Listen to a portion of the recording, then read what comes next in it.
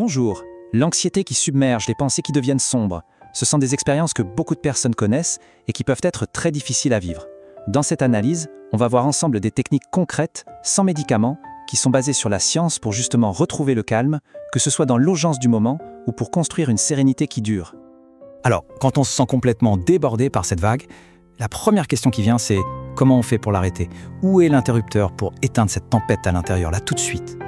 C'est exactement ce qu'on va voir, des outils pratiques pour agir sur le moment. Mais avant d'agir, il faut comprendre. Pour être efficace, il faut savoir ce qu'il se passe. Qu'est-ce qui se joue vraiment dans notre cerveau quand une vague d'anxiété nous frappe? Saisir ce mécanisme, c'est déjà la première étape pour reprendre le contrôle. En fait, à la base, l'anxiété, c'est un système d'alarme. C'est la fameuse réponse de lutte ou fuite, un programme de survie hérité de nos ancêtres pour faire face à un danger physique imminent.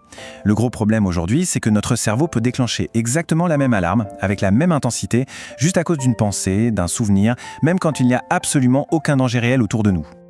Et là voilà, la responsable du déclenchement de cette alarme, c'est l'amygdale. Il faut l'imaginer un peu comme le détecteur de fumée de notre cerveau.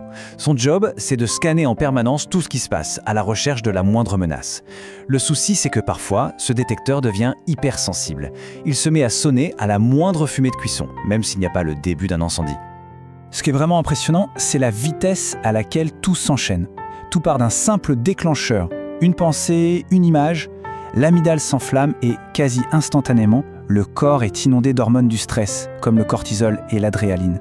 C'est cette véritable casquette chimique qui provoque toutes les sensations physiques qu'on connaît bien. Le cœur qui bat la chamade, le souffle qui devient court, les mains moites. Bon, la bonne nouvelle, c'est que cette cascade n'est pas une fatalité. On peut l'interrompre. Et c'est là qu'interviennent les techniques d'urgence psychologique. Elles sont conçues spécifiquement pour reprendre la main, tout de suite. Attention, ces méthodes n'ont rien de magique. Leur fonctionnement est très logique. Elles servent à envoyer un signal très clair au cerveau pour lui dire « Hé, le danger est passé, tu peux désactiver l'alarme maintenant ». On passe donc d'un mode où l'on subit la réaction à un mode où l'on choisit l'action. Voilà un premier outil incroyablement efficace. La respiration carrée.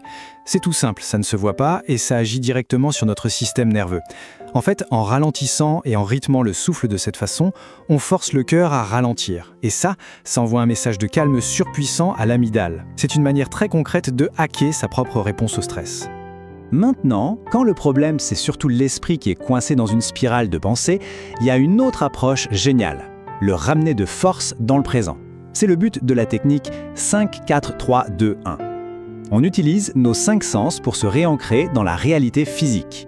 En se forçant à nommer ce qu'on voit, touche, entend, sent et goûte, on détourne l'attention du chaos intérieur vers le monde extérieur qui lui est tangible et bien réel. Ok, ces techniques d'urgence sont absolument vitales. Mais pour un changement qui tient la route, il faut aussi entraîner le cerveau à réagir différemment sur le long terme. Et c'est là tout l'enjeu, bâtir sa résilience mentale. Le cœur de ce travail de fond, c'est d'apprendre à ne plus prendre nos pensées négatives automatiques pour des vérités absolues. La réévaluation cognitive, c'est un peu comme devenir le détective de ses propres pensées. On les questionne, on cherche les preuves, on les reformule de manière plus juste, plus réaliste. Le but n'est pas de supprimer la pensée, mais de lui enlever son pouvoir sur nous. Et pour aider ce travail de fond, il y a toute une série de bonnes habitudes qui ont prouvé leur efficacité. La pleine conscience pour apprendre à observer ses pensées sans se faire emporter. L'activité physique pour brûler les hormones du stress. Un bon sommeil pour que le cerveau se répare.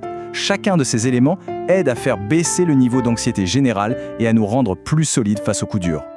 Bon, alors concrètement, si on devait synthétiser tout ça, qu'est-ce qu'il faut vraiment retenir? Essayons de transformer ça en un plan d'action simple et clair. Voici une sorte de plan d'action très simple. Si on est face à une vraie crise physique d'anxiété, avec le cœur qui s'emballe, on sort l'outil respiration carrée pour calmer le corps.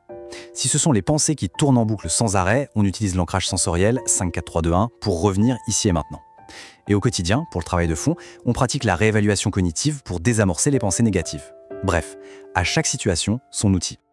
Pour finir, ce qui est vraiment essentiel à retenir, c'est que tout ça, c'est un cheminement. Il n'y a pas de baguette magique, mais plutôt une série de petits pas qu'on fait consciemment. Chaque fois qu'on utilise une de ces techniques, c'est comme si on renforçait un nouveau chemin neuronal dans notre cerveau. On est littéralement en train de redessiner la carte de nos propres réactions pour aller vers plus de calme et de maîtrise. C'est un pouvoir que tout le monde peut développer.